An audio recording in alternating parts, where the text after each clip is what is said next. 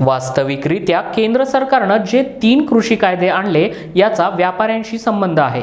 कोरोनाचा भयंकर परिस्थितीमध्ये सर्व व्यापार ठप्प असताना, सर्व व्यापाऱ्यांचा जीडीपी खाली पडत असताना फक्त शेतकऱ्यांनीच जीडीपी वाचवला आहे। आज शेतकरी आहे म्हणून जीडीपी टिकून आहे, नाहीतर या कोरोनाच्या महाभयंकर परिस्थितीमध्ये संपूर्ण व्यापार डबघाईला आला असता। आणि मी सांगितलेले जर सुझाव केंद्र सरकारनं आपणावले तर नक्कीच हा शेतकरी पुन्हा सुजलाम सुफलाम होईल।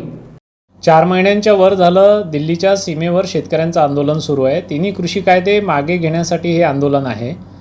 वास्तविकता मुळात केंद्र सरकारने हे जे 3 कृषी कायदे आणले याचा व्यापाराशी संबंध आहे। आपल्या देशातलं हल्लीचं केंद्रातलं सरकार म्हणते easement in doing business. Easement in doing business in this country is most essential and important. मी या विषयाशी या त्यांच्या विचारांशी सहमत आहे की एजमेंट इन डुईंग बिझनेस असायलाच पाहिजे, तेव्हाच आपल्या देशाचं चांगलं भरारीचं पाऊल पुढे पडेल। परंतु ॲट दी सेम टाईम आपल्याला जेव्हा एजमेंट इन डुईंग बिझनेस पाहिजे तेव्हा आपला हा कृषीप्रधान देश आहे, इथे easement in doing farming is also important.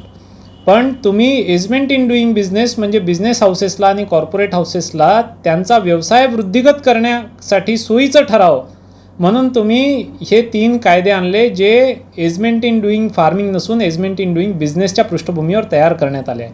माझं एकच म्हणणं आहे की या देशात एजमेंट इन डुईंग फार्मिंग आज नाही उद्या, उद्या नाही परवा, परवा नाही नरवा तुम्हाला आणावंच लागणार आहे। त्याच्याशिवाय आपल्या देशाची जी प्रकृती आहे ती औद्योगिक आधारावरची आपली प्रकृती नाही, आपली प्रकृती शेती आधारावरच आहे।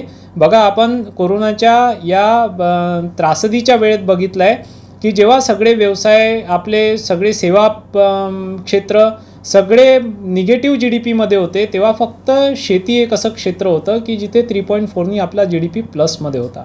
म्हणून खऱ्या अर्थाने आपल्या व्यवस्थेला सुद्धा उभारी देण्याचं काम शेती कृषी क्षेत्रच करू शकतं।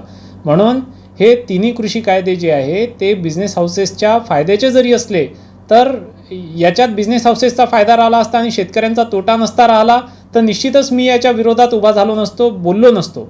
मात्र सगळ्यांनाच समजून पडतंय की तुम्ही जेव्हा एक पीक विमा आणला, तो पीक विमा तुम्ही बाह्य पुरस्कृत कंपन्यांना आउटसोर्स केला आणि त्यांना जेव्हा दिला तर पीक विम्याचा फायदा शेतकऱ्यांच्या ऐवजी त्या कंपन्यांना झाला।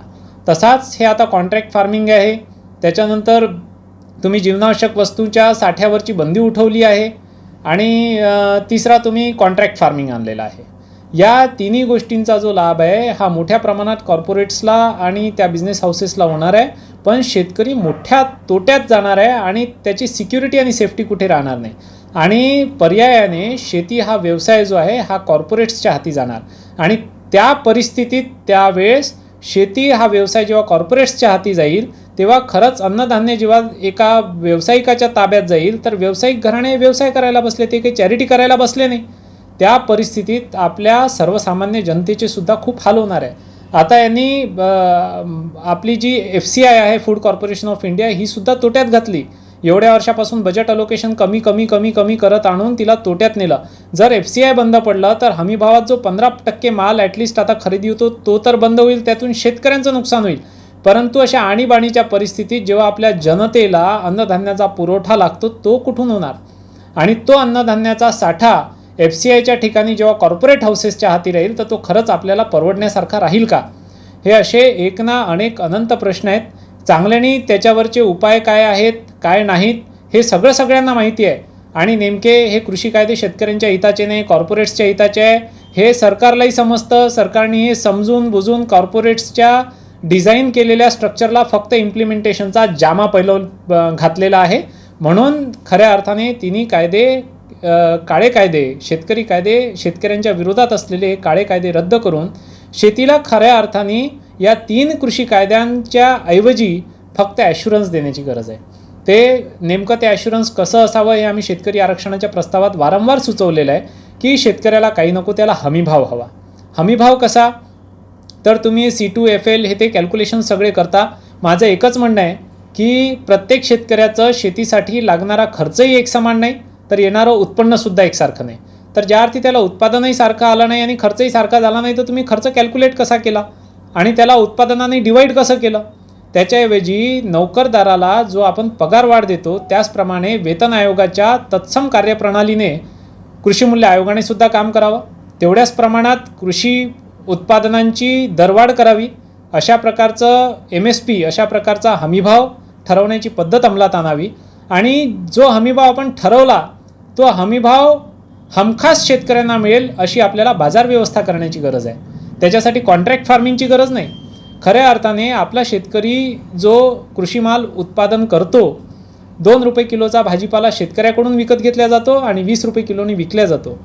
12 रुपये किलोनी शेतकऱ्याचा गहू खरेदी केला जातो आणि 40 ते 50 रुपये किलोमध्ये विकला जातो.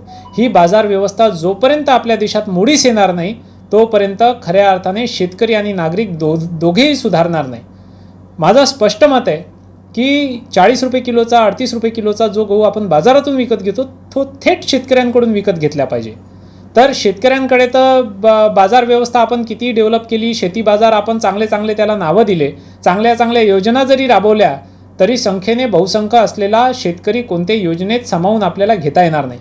त्याच्यासाठी आपल्याला योजनेऐवजी पॉलिसीज बनवाव्या लागणार आहेत. तर म्हणून आपल्याला स्कीम्स नको, पॉलिसीज हव्या. त्या पॉलिसीमध्ये आपल्याला हमी भावात माल खरेदी आणि विक्री करण्याची एक यंत्रणा उभी करावी लागेल. आपल्याकडे एवढ्या मोठमोठ्या APMCचे यार्ड आहेत जे तुम्ही आता या तिन्ही कृषी कायद्यांच्या माध्यमातून मोडीस काढणार होते. त्याचा वापर करा आणि शेतकऱ्यांसाठी वर्षभर सुरू असलेले 365 दिवसाचे हमीभाव खरेदी केंद्र सुरू करा. आता हमीभाव खरेदी केंद्र 2 महिने 1 महिने 15 दिवस सुरू होते तेव्हाच आपल्याकडे बारदाना नसतो, सुतळी नसते, विकत घ्यायला शेतकऱ्यांना चुकवायला पैसे नसतात, ग्रेडर नसतात, या सगळ्या अनंत अडचणी असतात. मग 365 दिवस चालवायचं कसं? तर त्याला फक्त खरेदी केंद्र न ठेवता त्याला विक्री केंद्रसुद्धा करा. शेतकऱ्यांचा हमीभावात माल तिथे विकत घ्यायचा आणि त्याच भावात तो जनतेला विकायचा. फक्त शेतकऱ्याकडून घेणे आणि जनतेला देणे एवढीच जबाबदारी त्यात सरकारला अदा करायची आहे. ही जबाबदारी मायबाप सरकारने का घेऊ नये? याच्यातून जनतेचा फायदा होईल की भेसळीचा मोठा धोका याच्यातून निर्माण होणार नाही, तो टाळता येईल. कारण ज्या अर्थी सगळी व्यवस्था जेव्हा शासकीय अखत्यारीत राहणार आहे तर भेसळीचा धोका होणार नाही. पुन्हा शेतकऱ्याला त्याचा माल हमीभावात विकता येईल आणि ज्या भावात शेतकरी विकतोय त्याच भावात जनतेला तो माल उपलब्ध होईल. अशी हमीभावात खरेदी विक्रीची आपल्याला एक मोठी यंत्रणा उभी करण्याची गरज आहे. हमीभाव चांगल्या पद्धतीने ठरवण्याची गरज आहे. आणि तिसरा आणि महत्त्वाचा जो मुद्दा आहे शेती तोट्यात जाण्याचा. शेती हा व्यवसाय निसर्गावर अवलंबून आहे. क्लायमॅटिकल चेंजेसमुळे पुष्कळ वेळेस शेतीत मोठे नुकसान होतात. हे नुकसान टाळण्यासाठी आपल्याला हा जो आताचा सध्याचा पीक विमा आहे ही पीक विमा पद्धती बंद करून शासकीय अखत्यारीत सुरू असलेली विमा पद्धती शेतकऱ्याला द्यावी लागेल. त्यांनी पेरल्यापासून तर त्यांनी विकेपर्यंत कोणत्याही कारणास्तव त्याच्याकडे पैसे येईस्तोवर त्याचं शेतीचं, पिकाचं, गुराढोरांचं, गोठ्याचं, बांधकामाचं कसलंही नुकसान झालं तर त्याला बाजारभाव मूल्यांकनानुसार आपल्याला कॉम्पेन्सेट करण्याची गरज आहे. ते कॉम्पेन्सेशन जर त्याला वेळीच दिलं, त्याच्या नुकसानाची भरपाई तिथेच केली तर तो कर्जमाफी मागायला सुद्धा आपल्याकडे येणार नाही. हाही एक फायदा आहे. आणि वारंवारची कर्जमुक्ती करण्यापेक्षा दारिद्र्याला कायमची सुट्टी देणं हा एक उत्तम पर्याय त्याच्यावरती आहे. आणि हा पर्याय शोधत असताना आपल्याला त्याला इन्शुअर्ड करायचं आहे. ॲश्युअरली त्याला आपण इन्शुअर्ड केलं, त्याचा हमीभाव योग्यरित्या ठरवला गेला, हमीभावात माल विकला गेला आणि खरोखर जर तुमची जसे तुम्ही बोलले तशी जर तुमची शेतकऱ्यांचं उत्पन्न दुप्पट करण्याची मनशा असेल तर त्याच्यासाठी एकमेव उपाययोजना आहे की शेतकऱ्यांचा जो आज शेतीवर लागणारा खर्च आहे हा स्वातंत्र्योत्तर काळात वाढत शेकडो पटीने वाढला. त्या पटीत त्याच्या कृषी उत्पादनांचे भाव वाढले नाही. म्हणून खऱ्या अर्थाने तुम्हाला शेतीत लागणारा खर्च कमी करण्याची गरज आहे. त्याच्यात तुम्हाला असिस्टन्स द्यायचं आहे. तुम्हाला कोणती सबसिडी द्यायची गरज नाही, तुम्हाला कोणती कर्जमाफी देण्याची गरज नाही आणि तुम्हाला कोणतेच शेतकऱ्यांवर उपकार करण्याची गरज नाही. आणि इंडस्ट्रीयल हाऊसेस जेव्हा शेतीमध्ये येणार आहे तेव्हा तुम्ही हे सगळं करणारच आहे. तर त्यांच्यासाठी करण्यापेक्षा आधी तुम्ही शेतकऱ्यांसाठी हे करावं एवढीच आमची मागणी आहे. आणि म्हणून आमचा त्या शेतकरी आंदोलनाला पाठिंबा आहे, समर्थन आहे आणि त्यात आमचा सहभाग आहे. आमचं म्हणणं आहे की ॲश्युअर्ड इन्शुरन्स द्या, त्याला चांगली प्राईस द्या, MSPमध्ये जी चांगली प्राईस दिली त्याच्यात विकत घेण्याची यंत्रणा बनवा आणि शेतीतील खर्च कमी करण्यासाठी. आणि एक स्टेट आपल्याकडे ऑर्गॅनिक स्टेट आहे. आज विविध रोगांची उत्पत्ती जी आहे ती केमिकल फर्टिलायझर्समुळे आणि या रसायनमय शेतीतूनच त्यांचं सगळ्यांचं रूट्स आहेत त्याचे. तर ते रूट्स नायनाट करण्यासाठी, त्या मुळांची नायनाट करण्यासाठी आरोग्यदायी जीवन आपल्या जनतेला मिळावं याच्यासाठी चांगल्या ऑर्गॅनिक प्रतीचे दर्जेदार असे बियाणे खतं औषधी आपण शासनाकडून शेतकऱ्यांना मोफत पुरवावे. त्यांना वीज मोफत द्या, त्यांना 12 तास ओलीत करता येईल, 24 तास ओलीत करता येईल अशी त्यांना चांगली व्यवस्था द्या, पाण्याची सोय करून द्या.